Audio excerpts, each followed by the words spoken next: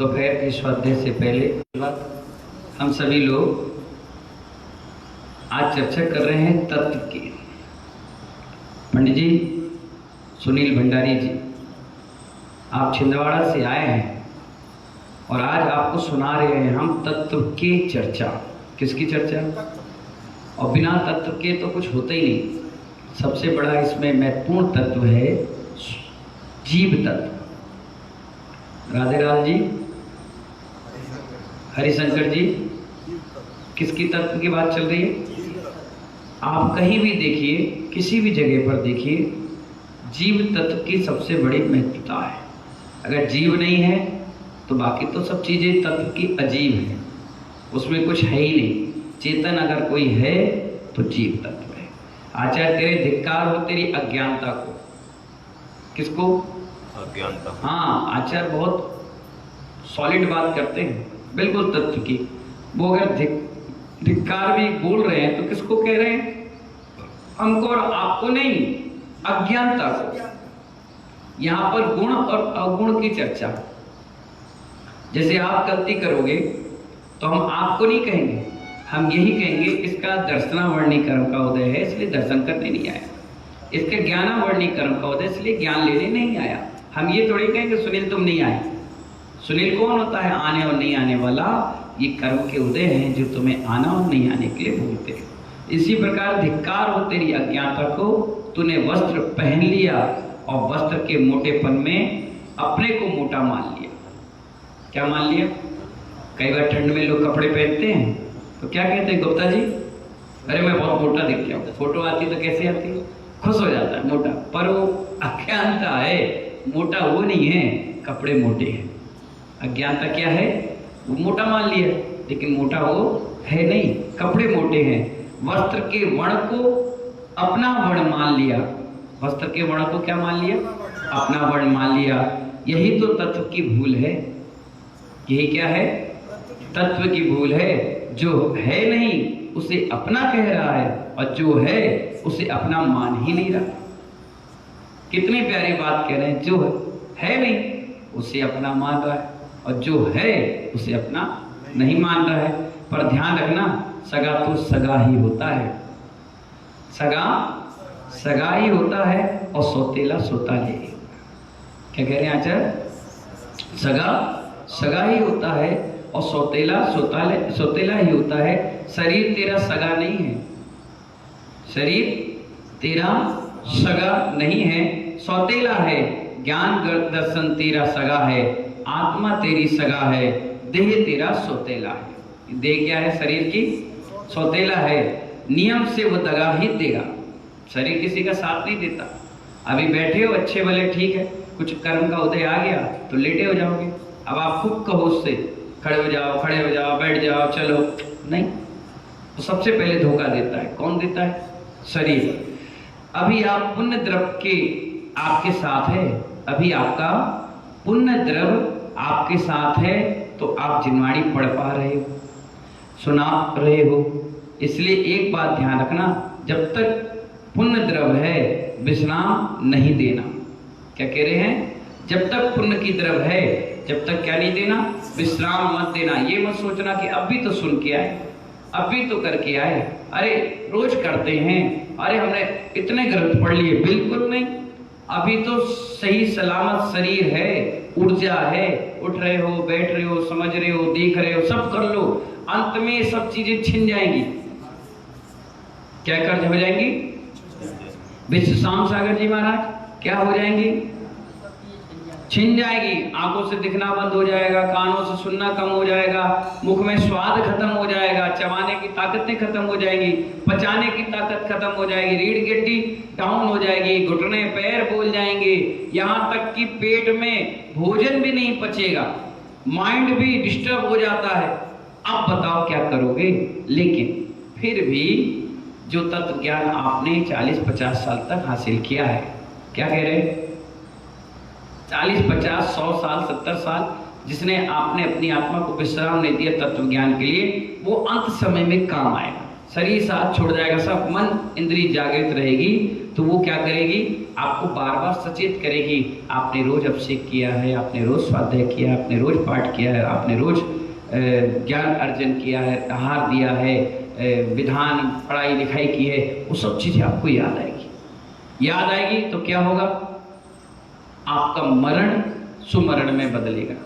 अच्छे विकल्प रहेंगे, अच्छे संकल्प रहेंगे, विकल्प बेकार की चीजें सब कुछ छूट जाएगी। बढ़िया बढ़िया अच्छी अच्छी चीजें आपको याद आती रहेंगी। बहुत उपयोग करना, क्योंकि सबको मालूम है कि अंत में देह भी राख हो जाएगी। क्या हो जाएगी, सबको मालूम है, ऐसा कोई व्यक्ति नहीं है जिसको नहीं मालूम है। इसलिए उतना ही राख करो जितनी आवश्यकता है। कितना, कई लोग देखिए नहाने जाते हैं 1 घंटा लगता है। संदीप पंडित जी कितना घंटा लगता है, कम से कम 1 घंटा, महिलाओं को 1.5 घंटा।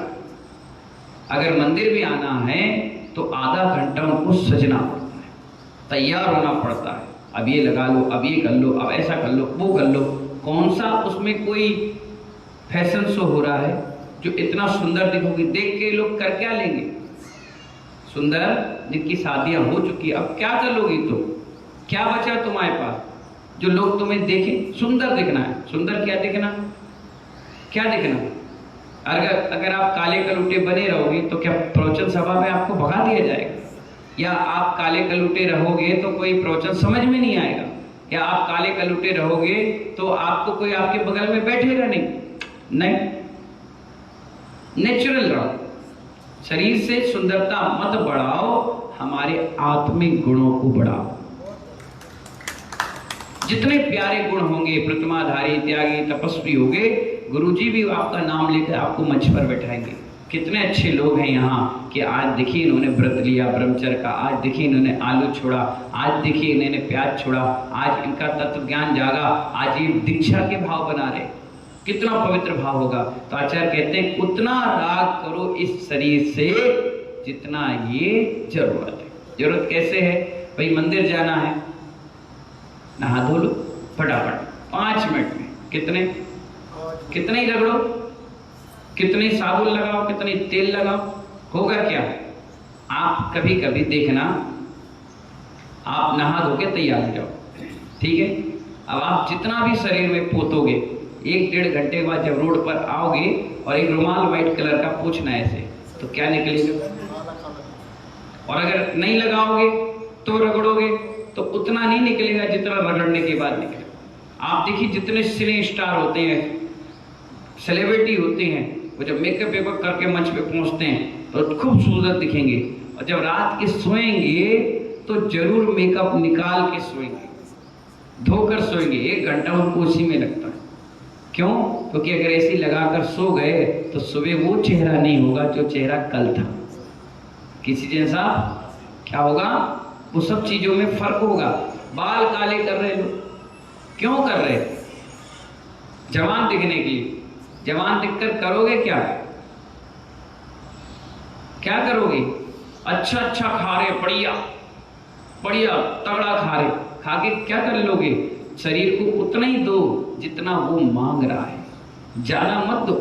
ज्यादा दोगे तो नियम से वो शरीर सौतेला है, हमेशा धोखा देगा। इसलिए आचार्य कहते हैं उतना ही राग करो जितनी आवश्यकता है।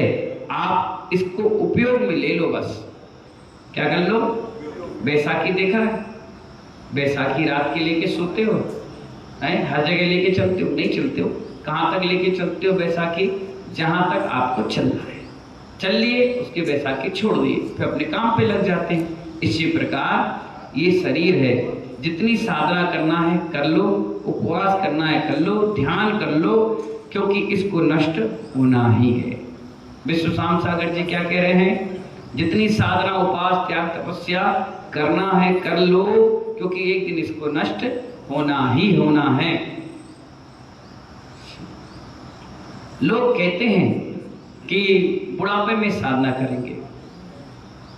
गुप्ता जी कब करेंगे साधना। बच्चे कहते हैं अभी धर्म मत करो, खेलो कूदो खाओ पियो घूमो फिरो, धर्म तो 40-50 साल के बाद करना। जबकि जिनागम कहता है हर क्षण धर्म करना चाहिए, तत्क्षण तत्व ज्ञान लेना चाहिए, क्योंकि बुढ़ापे में तो सिर्फ इंद्रियां शिथिल हो जाती हैं। क्या हो जाती है? अगर आपसे किसी से कहा जाए कि बुढ़ापे में 70-80 अब दीक्षा ले लो, आपकी हिम्मत नहीं करेगी कि आप दीक्षा ले लो। बहुत पुणात्मा जीव होते हैं जिनके भाव बन जाएं दीक्षा के। बाकी सभी लोग ये कहते हैं कि नहीं, अब चल नहीं पा रहे, अब उठ नहीं पा रहे, अब खा नहीं पा रहे, सुन नहीं पा रहे, तो जवानी में धर्म किया जाता है तो बुढ़ापा सुधर जाता है। बुढ़ापे में धर्म करोगे तो बुढ़ापा क्या करेगा? अगर कोई बुजुर्ग हो जाए 70 साल के और वो दीक्षा ले लें तो क्या होगा?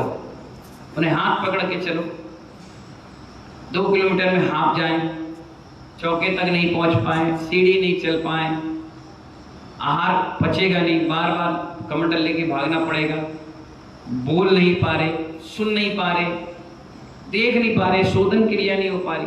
बहुत टिपिकल जिंदगी होती है बुढ़ापा। लेकिन फिर भी आचार्य कहते हैं कोई बात नहीं, अपनी दीक्षा ली, साधना करो, ध्यान करो, जाप करो, दिन भर अपनी आत्मा के बारे में चिंतन करो, जिस उद्देश्य के तत्व ज्ञान के लिए आप आए वो करो। इसीलिए कहा जवानी में दीक्षा लीजिए। किसमें? किसी भी तीर्थंकर ने बुढ़ापे में दीक्षा नहीं ली, युवा अवस्था में ली। कितने अवस्था में? आज के समय में समझ लो कि बुढ़ापा 50 के बाद आता है, तो सारे तीर्थंकरों ने 35 और 40 साल की उम्र में दीक्षा ली। कम से कम 10 साल 20 साल उन्होंने धर्म किया। जितना साल उन्होंने गृहस्थ जीवन में जिया, उससे डबल कम से कम अपन को मुनि अवस्था में जिंदगी जीना चाहिए। अब हमसे कोई कहता है तो हम तो भाई 16 साल में निकल आए। कितने साल में निकल आए सुनील भंडारी जी? 16 साल। मूछ भी नहीं आई थी, अभी आती है थोड़ी बहुत। हाँ, मूछ भी नहीं आई, छोटे से थे, निकल आए। तो ये समझो जरूर कोई पूर्व त्यागी रहे होंगे, जरूर कोई पूर्व में तपस्वी रहे होंगे, जरूर पूर्व में कहीं ना कहीं मुनि रहे होंगे। उसका ऐसा प्रभाव पड़ा कि बाल ब्रह्मचारी बन गए। क्या बन गए? बाल ब्रह्मचारी बन गए। और उस बाल ब्रह्मचारी का ऐसा प्रभाव है कि आज 23 साल हो गए। कितने साल हो गए? 23 साल हो गए घर छोड़े हुए, निकले हुए, और पीछे लिए तो 20 साल से ज़्यादा हो गए। क्या हो गए? 20 साल से। तो आचार्य कह रहे हैं, हे साधक, आपने बहुत कुछ सुन लिया। क्या? बहुत कुछ सुन लिया। चाहे तुम लाखों के बीच में रहो, चाहे तुम अकेले रहना, जो अपने घर में थे वे भी मर गए, और जिनके साथ लाखों की भीड़ थी वो भी मर गए। क्या कह रहे हैं? लोग लाखों के साथ, जैसे राजा महाराजा होते हैं, वो भी चले गए, और जो बेचारा भिखारी अकेला बैठा था वो भी चला गया। जाना सबको है, पर मरे सब। मरे कौन? सब। यह त्रैकालिक व्यवस्था है, ध्यान रखना। जाने के बाद कुछ रहते हैं, उनका नाम और यश और अपयश आपसे सुकृत किया है तो यश रहेगा, और दुष्कृत किया है तो अपयश रहेगा। आचार्य भगवान कहते हैं उन्हीं को याद किया जाता है जिनका यश रहता है। जिनका अपयश रहता है उन्हें याद नहीं किया जाता, उनको गालियां दी जाती हैं, कोसा जाता है। मरने के बाद भी क्या किया जाता है नीरू भाई? कोसा जाता है। और जिनका नाम लेकर के सम्मान से कहा जाता है कि अरे वो महाराज जी थे, बहुत बढ़िया, अरे वो हमारे गुरु थे, बहुत बढ़िया थे, अरे वो हमारे पिताजी थे, अरे महाराज जी क्या गजब की उनकी पर्सनालिटी थी, अरे क्या उनका व्यवहार था। तो किन्हें याद कर रहे हैं? अपयश वालों को नहीं, यश वालों, सम्मान के साथ। और अपयश वाले हट बेकार, उसकी बात ही मत करो। तिरस्कार की हट बेकार, उसकी बात मत, बहुत बेकार आदमी था, बिल्कुल नहीं, समाज को पी गया, खा गया, छिंद बिंद कर दिया, हट बेकार बेकार आदमी। तो इसीलिए आचार्य कह रहे जिनके साथ भीड़ थी वो भी चले गए, और जिनके साथ कोई नहीं था वो भी चला गया। गया तो बस अपने साथ यश और अपयश। गया तो क्या? यश और अपयश। परंतु ध्यान रखना, तुम्हें देखने को दोनों ही नहीं मिलेंगे, क्योंकि आप इस पर्याय में नहीं रहोगे। क्या नहीं रहेंगे? कितनी बड़ी बात कह दी आचार्य ने कि तुम यश देखो चाहे अपयश देखो, ये जिंदा रहते तक तो देख लोगे, मरने के बाद तुम्हें भी नहीं पता चलेगा कि लोग तुम्हें यश बोल रहे हैं कि अपयश कर रहे हैं, तुम्हारी तारीफ कर रहे हैं या तुम्हारी बुराई कर रहे हैं। इसलिए बहुत अच्छी बात एक महाराज कहते थे कि किसी का जीवन देखना है कि उसने कैसे जीवन जिया, तो उसकी काठी में चले जाओ। किसमें चले जाओ? जब उसकी अर्थी निकलती उसमें चले जाओ, उससे पता चल जाएगा कि इस व्यक्ति का व्यवहार कितना सुंदर है। किसी को कार्ड नहीं दिया जाएगा, किसी को खबर नहीं करे, कुछ नहीं, अपने आप आग की तरह फैल जाती है। अरे व्यक्ति मर गया, अरे मर गया मर गया। आप देखना 6 महीने तक उसके व्यवहार के कारण लोग उसके घर आते हैं, साल भर भी आते हैं। रिश्तेदार आएंगे, अरे यार पिछले बार मर गया था, अपन बैठा, चलो। क्यों आ रहे हैं? उसके नाम से आ रहे हैं, परिवार के नाम से नहीं आ रहे, व्यक्तित्व के कारण आ रहे हैं। इसलिए आचार्य कहते हैं परंतु ध्यान रखना, तुम देखने के लिए नहीं मिलोगे, क्योंकि आप इस पर्याय में रहोगे नहीं। मनुष्यों, कितने भी लोग इस बीच में रहना, लोग पकड़कर भी बैठे रहे कि हमारे महाराज ना जाएं, लेकिन आप पकड़े ही रहोगे। ऐसी दशा है आत्मा की, पता ही नहीं चलता। क्या कह रहे हैं? ऐसी दशा है आत्मा की, पता ही नहीं चलेगा कब चले गए। कोई बता के तो जाएगा नहीं, अचानक से जाते हैं। हाँ, किसी को आभास हो जाता है कि अरे यार मैं जाने वाला हूँ, अरे यार मुझे ऐसा हो रहा है, लेकिन वो जाएगा कब? उसकी जब लिखी होगी। सोए सोए चला जाए, बोलता बोलता चला जाए, प्रतिमण करते समायिक करते चला जाए। इतने सारे साधक ऐसे हैं जो बिना बताए चले गए, सामायिक करे करे बैठे बैठे, शाम के बैठे चले गए, प्रतिमण कर रहे चले गए। किसी की आयु बता के थोड़ी ना आती है। तो आचार्य कहते हैं कि ऐसी दशा है आत्मा की, पता ही नहीं चलता हंस कब उड़ गया। इन हंसों को उड़ने पर आंखें देख लेती हैं, पर हंसात्मा के उड़ने को आंखें देख नहीं पाती। हंस उड़ेगा तो कौन देखेगा? सब देख लेते, हंस उड़ गया, हंस उड़ गया, हंस। लेकिन हंस आत्मा जब उड़ती है तो कोई नहीं देख पाता, कोई समझ ही नहीं पाता कब चला गया। तो जिस दिन तू गर्भ में आया, उसी दिन से तू आयु को भोगना प्रारंभ कर। लोग कहते हैं ना, लोग कहते हैं मेरी आयु 38 साल है, 40 साल है, 42 साल है। 9 माह कुछ दिन जो गर्भ में रहे, उसको क्यों नहीं जोड़ा आपने? क्योंकि गर्भ में धड़कन आ गई, समझ जाओ आपका जन्म हो गया। अब कब आपका मरण है, वो आप उसी गर्भ में लिख करके आए हुए। कोई गर्भ में ही एक्सपायर हो जाता, कोई गर्भ में थोड़ा पूरा बन जाता तब हो जाता, कोई निकल के हो जाता, कोई 80, 90, 100 साल, 105, 10 साल तक जी लेता। वो पुणात्मा जीव है। इसीलिए यह जीव अकेला ही मरण को प्राप्त होता है। ना साथ में गुरु जाएंगे, ना चेला जाएगा। चाहे नरक में जाओगे, चाहे स्वर्ग में जाओगे, चाहे सिद्धालय में जाओगे, तुम्हें जाना अकेला ही पड़ेगा। यह सब बाहर के सत्संग है, संयोग है। संयोगों के को संयोग मानो, संयोगों को स्वभाव मत मानो। क्या कहा आचार्य ने? संयोगों को संयोग मानो, ये संयोग है, उसका स्वभाव मत मानो। अगर स्वभाव मानोगे तो विभाव में चले जाओगे। इसमें चले जाओगे, विभाव में चले जाओगे। इसलिए आचार्य कह रहे हैं कि तत्व तेरा क्या है और तत्व का ज्ञान तेरा क्या है। इस सब चीज़ों को जब तक तेरी जवानी है, जब तक तुझे होश हवास है, इसको कभी मत छोड़ना। जहाँ मिले, जैसे मिले, जब मिले, पंडित सुनील भंडारी, संदीप शास्त्री जी तुरंत ले लेना।